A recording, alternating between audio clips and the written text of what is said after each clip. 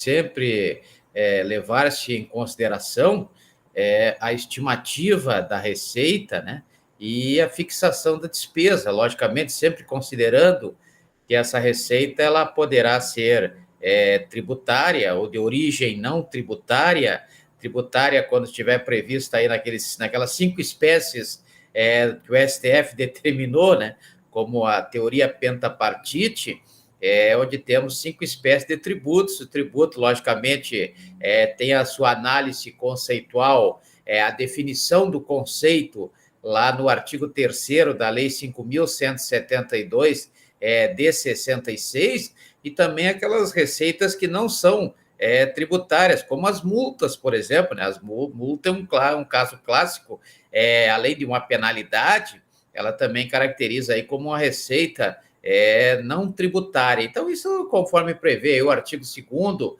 da Lei 4.320 de 64. E do outro lado, logicamente, a fixação da despesa, que será obedecendo sempre os critérios estabelecidos, seja no plano plurianual, seja na lei de diretrizes orçamentárias, e também nas leis orçamentárias, das 3 leis orçamentárias, né? A lei fiscal, a lei de investimento e a lei de seguridade social, como prevê o artigo 165, parágrafo 5º da Constituição Federal, é exemplo do que temos aí, como citado lá no início, no artigo 153 da Constituição do Estado do Acre, e também o artigo 77, parágrafo 5º da Lei Orgânica do município de Rio Branco. Assim, então, dentro desse princípio da unicidade, é um princípio onde o orçamento deve ser sempre uno, né? Ou seja, ele deve existir, logicamente,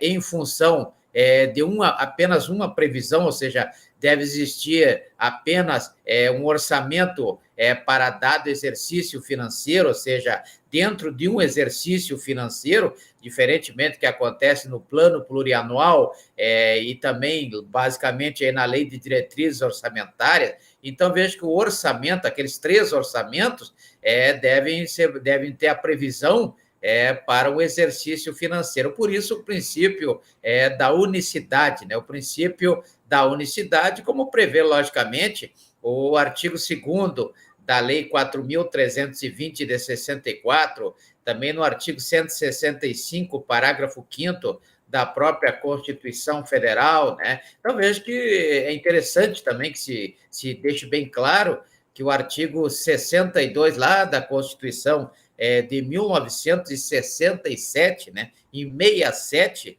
ela foi emendada, logicamente, e ela limitava o alcance da aplicação ao excluir expressamente daquele orçamento anual da época aquelas entidades que não recebessem aquelas subvenções ou transferências à conta do orçamento. Então, vejo que naquele tempo, por exemplo, o Banco do Brasil, né, que é uma sociedade de economia mista, mas é uma sociedade anônima regulada pela Lei 6404 de 76, e como sociedade de economia mista é uma empresa pública de direito privado, regulado pela Lei 13.303 de 2016, o Banco do Brasil estabelecia a inclusão no orçamento anual da despesa e também da receita dos órgãos da administração pública indireta, né? Sejam as entidades públicas de direito público, as entidades públicas de direito privado, e essa inclusão ela seria feita, logicamente, através ou por intermédio de dotações globais, né? Sem prejuízo nenhum da autonomia na gestão legal aí dos seus recursos. Então, o princípio da unidade, na verdade, traz que o orçamento deve ser um só. Então, não podemos fraccionar, ou seja, segmentar o orçamento. O orçamento deve ser considerado sempre no seu conjunto, né? Como se fosse um só, embora essas divisões aí verificadas, tanto no artigo 163 da Constituição Federal, tanto no artigo 150 da Constituição do Estado do Acre, assim como temos lá no artigo 77 da lei orgânica do município de Rio Branco. Depois temos o princípio da totalidade, né, logicamente sempre levando em consideração o princípio mor da administração pública, né, que é a prevalência do interesse público sobre o interesse privado. Dessa forma, devemos ter sempre claro e transparente que isso é uma obrigação, logicamente, das instituições públicas, dos órgãos públicos, das entidades públicas, né? É previsto lá na Lei Complementar número 131, a Lei Complementar 131, ela traz a obrigação aí dessa transparência para que o maior interessado, que é a própria sociedade, possa ter conhecimento tanto da estimativa da receita proposta para determinado período, quanto a fixação da despesa, né? A fixação da despesa. Então, o princípio da totalidade na verdade, um princípio tido como doutrinário, né? Uma vez que coube aí a doutrina tratar dessa conceituação que é nova, né? Ao chamado princípio da unidade, de forma que abrangesse aí novas situações. Por isso, nós falamos aí, fizemos referência à Constituição de 67 e citamos como exemplo o Banco do Brasil, né? Então, o princípio da totalidade é aquele princípio que possibilita a coexistência de vários orçamentos, né? Orçamentos que são autônomos, né? Devem ser analisados de forma separada e segmentada, porém considerados de forma una. Por isso, o princípio da unidade. Mas, logicamente, que esses princípios eles podem ser vistos de forma consolidada, né? Forma una, permitindo-se, assim, uma visão ao mesmo tempo segregada e também geral das finanças públicas, ou seja, as finanças públicas devem transparecer à sociedade de forma única, né?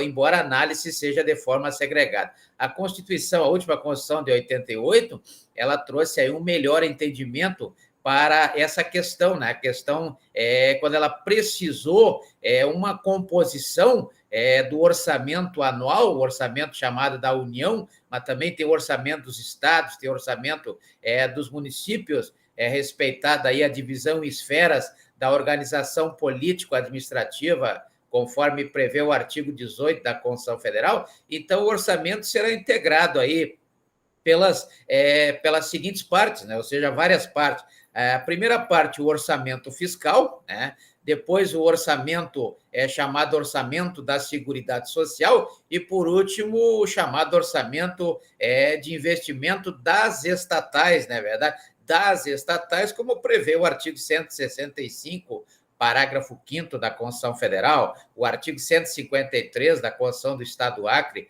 o artigo 77, parágrafo 5º da Lei Orgânica do Município aqui de Rio Branco, né? Então, veja-se que os orçamentos fiscais orçamentos da Seguridade Social, então, o orçamento fiscal e o da Seguridade Social, eles devem ser mostrados sempre em anexo, um anexo programático, né? Um anexo programático, e aquele que é da Seguridade Social, o terceiro tipo de orçamento, deve ser mostrado em anexo, logicamente, consolidado. Então, vejo que todos eles temos aí essa necessidade de que ele seja demonstrado para a sociedade, com base no princípio da totalidade, de forma consolidada, né? Então, tanto os orçamentos aí, o fiscal, o da Seguridade Social, devem ser mostrados aí sempre como numa forma consolidada para assegurar transparência e o entendimento por parte da sociedade, ou seja, devem ser demonstrados sobre a mesma estrutura, né?